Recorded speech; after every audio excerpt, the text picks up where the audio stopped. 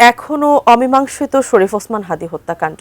ধরাছোঁয়ার বাইরে রয়েছেন মূল অভিযুক্ত শুটার ফয়সাল করিম মাসুদ। তবে এবার সামনে এসেছে হাদী হত্যাকাণ্ডের নেপথ্য কারণ এবং এর পেছনের মাস্টার মাইন্ডের পরিচয়। কার সংশ্লিষ্টতায় গুলি করা হয়েছিল হাদীকে সে তথ্যই প্রকাশ্যে। বিস্তারিত জানাচ্ছেন আরিফ হাসান।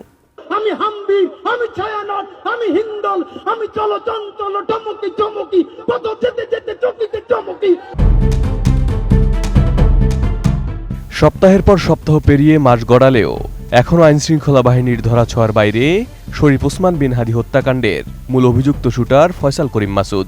প্রধান আসামিকে গ্রেপ্তার করতে ব্যর্থ হওয়ায় সরকার ও প্রশাসনের ভূমিকা নিয়ে দিন দিন বাড়ছে প্রশ্ন।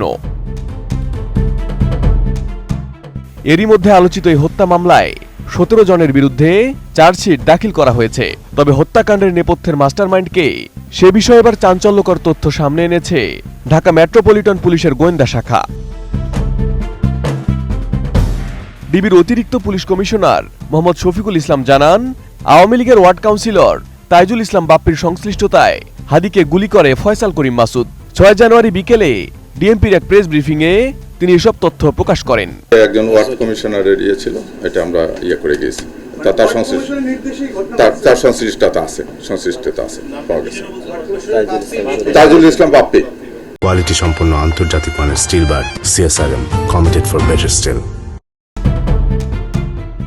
জানা যায়, পল্লবী থানা যুবলীগের সভাপতি এবং ঢাকা উত্তর সিটি কর্পোরেশনের 6 নং ওয়ার্ডের ওয়ার্ড কাউন্সিলর ছিলেন তাইজুল ইসলাম বাপ্পি।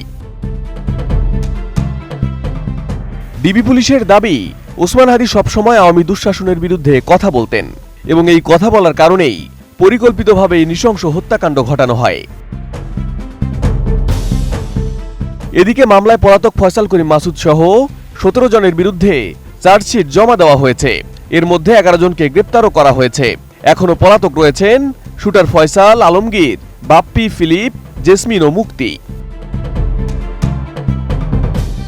এদিকে সামাজিক যোগাযোগ মাধ্যমে ছড়িয়ে পড়া মূল আসামি ফয়সালের ভিডিও বার্তাটি সত্য বলেও নিশ্চিত করেছে ডিবি পুলিশ। ভিডিও বার্তা করেছি, পর্যালোচনা করেছি এবং আমরা এগুলো নিয়ে যেটা ফরেনসিক করানোর মতো এটা আমরা করছি, প্রাথমিক কার্যক্রম করেছি।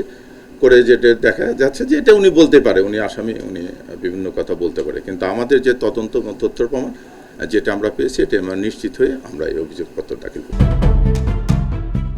এ পর্যন্ত এই মামলায় গ্রেপ্তার হয়েছেন ফয়সালের বাবা মোহাম্মদ হুমায়ুন কবির ও মা মুসাম্মদ হাসি বেগম, স্ত্রী শাহেদা পারভিন সামিয়া, বান্ধবী মারিয়া আক্তার লিমা, শ্যালক ওয়াহিদ আহমেদ ছিপু, প্রাইভেট কার ব্যবসায়ী মুফতি মোহাম্মদ নুরুজ্জামান নোমানী ওরফে উজ্জ্বল, সহযোগী মোহাম্মদ কবির, ভারতে পালাতে সহায়তাকারী সিবিউন দিউ ও সঞ্জয় চিসিম, আমিনুল ইসলাম রাজু এবং মোহাম্মদ ফয়সাল।